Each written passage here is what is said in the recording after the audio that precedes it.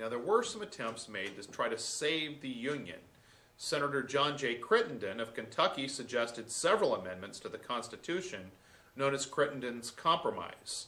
The amendments would guarantee slavery where it already existed, and it would reinstate the Missouri Compromise line, extending it all the way out to California. Slavery would be banned north of the line and protected south of the line. The compromise did not pass. A peace conference was held in February of 1861, but no secessionist states attended, and it failed to formulate a plan to save the Union. Delegates from the seceding states met, and on February 8, 1861, they declared themselves to be the Confederate States of America, or the Confederacy. Jefferson Davis of Mississippi was chosen as the president of the Confederacy.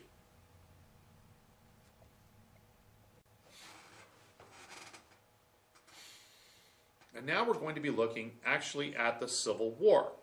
Our learning objectives are to describe how the Civil War started, to explain the major advantages that each side had in the war, and to describe the strategy used by the North. In his inaugural speech, Lincoln told seceding states that he would not interfere with slavery where it existed. He said that he would not invade seceding states, but he would protect federal property. Confederate President Jefferson Davis demanded the surrender of Fort Sumter, but the fort's commander refused. Confederate forces attacked Fort Sumter, and the Civil War had begun. President Lincoln asked for 75,000 volunteers to serve in the Union Army. Southern states up north did not want to send troops to fight against other Southerners, and many seceded, starting with Virginia. And quickly the Confederate capital was moved to Virginia. Lincoln did not want the border states to secede, especially Maryland, because he didn't want Washington, D.C. to be surrounded by Confederate territory. Quite literally, if Maryland, which was a southern state, had fallen, really the nation's capital basically would be surrounded by the South. So, he imposed martial law, or where the military takes control of an area and suspends certain civil rights, on Baltimore to prevent Maryland's secession. Missouri voted to stay with the Union, but needed the support of federal forces. Kentucky remained neutral until the Confederate forces invaded, and then it voted to stay in the Union. Robert E. Lee was asked to command Union forces, but as a Virginian, he chose to support the Confederacy and led the Confederate forces instead. The South had a strong military tradition, as 7 of the 8 military schools were in the South. The South enjoyed the advantage of having several well-trained officers. But the North, on the other hand, had a strong naval tradition and enjoyed the advantage of a stronger navy. The North also had a much larger population to draw on for support and troops. The North also had a huge advantage in industry, granting it an economic advantage in supplying it with ammunition and other supplies more easily. The North also enjoyed more railroads. The South only had one. This brings us now to conscription, or the draft. To fill the need for more soldiers, Lincoln used conscription, drafting soldiers into the military. To enforce the militia law, Lincoln suspended writs of habeas corpus, or a person's right to not be imprisoned unless charged with a crime and given a trial. The Confederate Constitution's commitment to states' rights limited President Davis's ability to conduct the war. Many Southern leaders opposed the President Davis's forcing people to join the Army. They also opposed suspending writs of habeas corpus. Looking at the different strategies, Davis wanted the South to wage a defensive war, but many Southerners were opposed to a defensive war, and aggressive attacks against the North resulted in many casualties.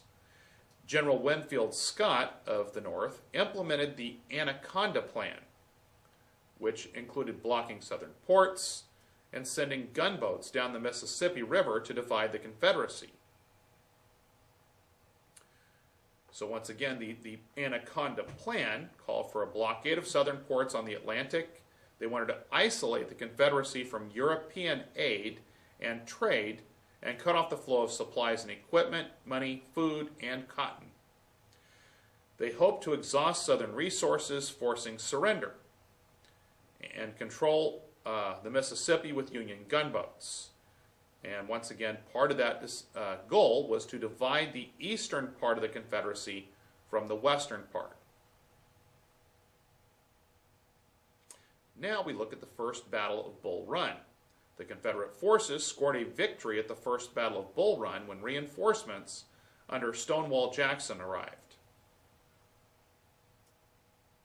In February of 1862, Union General Ulysses S. Grant began a campaign to control the Cumberland River and the Tennessee River.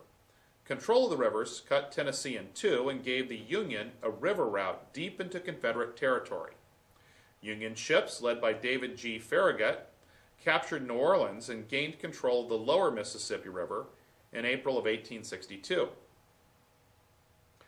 After a series of Confederate setbacks, the Union was retreating. As Union troops withdrew, Lee attacked the Union forces defending Washington in the Second Battle of Bull Run. The South forced the North to retreat, bringing Confederate troops within 20 miles of Washington. Believing that the only way to get the North to accept the independence of the South was to invade the North, Robert E. Lee took his troops invaded Maryland.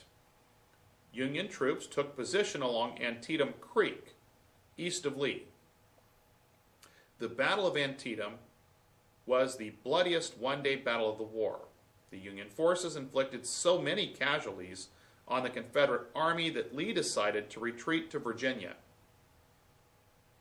Encouraged by the Union victory at Antietam, Abraham Lincoln issued the Emancipation Proclamation in September of 1862, freeing all slaves in states still in rebellion after January 1st, 1863. This turned the war into a war to end slavery and deterred Britain and France from entering the war as they opposed slavery.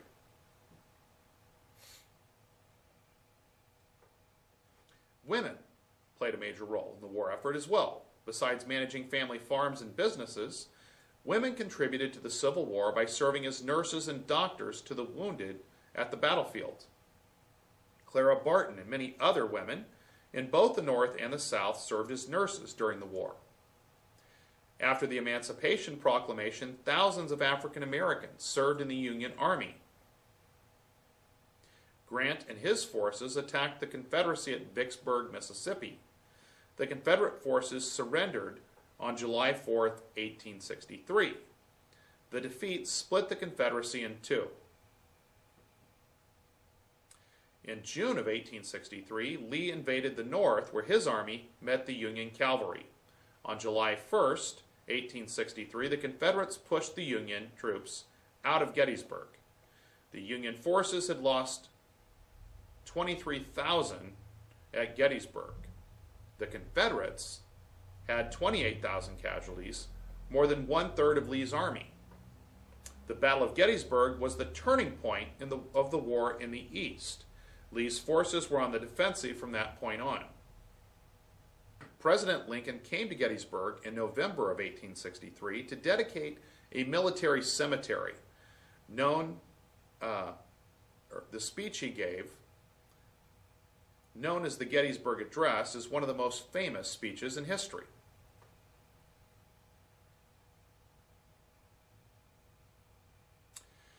Union General William Tecumseh Sherman marched his troops from Chattanooga towards Atlanta in late August of 1864. The Confederate forces evacuated from Atlanta to avoid being trapped. On November 15, 1864, Sherman began his march to the sea. His troops cut a path of destruction through Georgia in which they ransacked homes, burned crops, and killed cattle. They reached the coast and seized Savannah on December 21, 1864.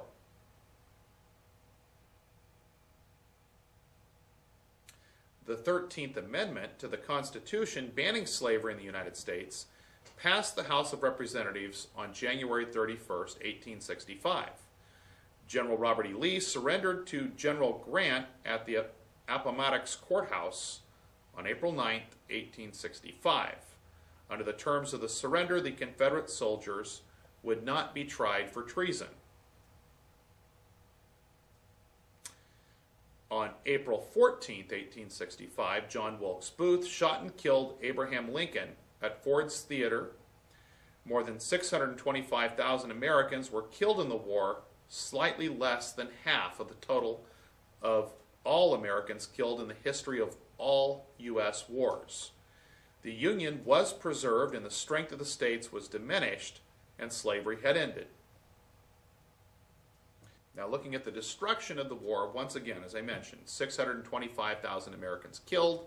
That's very close to 1/2 of the total losses in all U.S. wars combined, from the Revolutionary War all the way through our present conflict in Afghanistan.